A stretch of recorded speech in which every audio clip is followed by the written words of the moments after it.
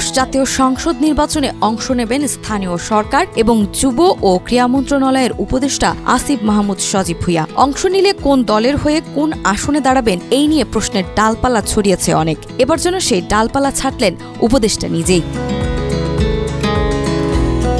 ত্রয়োদশ জাতীয় সংসদ নির্বাচনে অংশ নিলে ঢাকা 12 থেকে দাঁড়াবেন বলে জানিয়েছেন উপদেষ্টা আসিফ মাহমুদ সজীব ভুঁইয়া। 3 নভেম্বর একটি বেসরকারি টেলিভিশনে দেওয়া সাক্ষাৎকারে তিনি এই কথা জানান। তিনি বলেন, নির্বাচনে অংশ নেওয়ার বিষয়ে চূড়ান্ত সিদ্ধান্ত হয়নি, তবে নির্বাচনে অংশগ্রহণ করলে ঢাকা 12, তেজগাঁও শিল্পাঞ্চল, শেরেবাংলা নগর আসন থেকে স্বতন্ত্র নির্বাচন করবেন।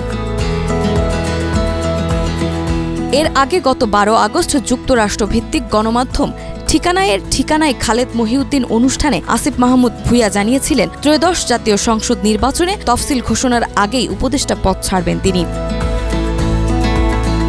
শিয়া বাটার ও ভিটামিন ই সমৃদ্ধ লিলি বিউটি সোপ, তারুণ্যময় উজ্জ্বল ত্বকের জন্য। রিমার্ক। ওই অনুষ্ঠানে আসিফ মাহমুদ বলেন, 2018 সাল থেকে তিনি রাজনীতিতে যুক্ত। রাজনীতিতে আছে এমন কারো নির্বাচনকালীন সরকার থাকা উচিত নয়, তাই নির্বাচনে তফসিল ঘোষণার আগেই সরকার থেকে সরে যাবেন তিনি। এনসিপিতে যোগ দিচ্ছেন কিনা তা জানতে চাইলে আসিফ মাহমুদ বলেছিলেন, এনসিপিতে যাচ্ছি বিষয়টা এমন না, আমি পদত্যাগ করলে নানান বিষয়ে চিন্তা ভাবনা করেই সিদ্ধান্ত নেব।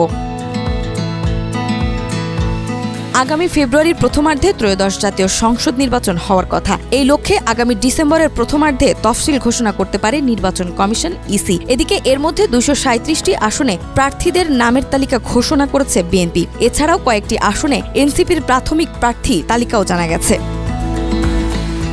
নাজমা, মাই টিভি।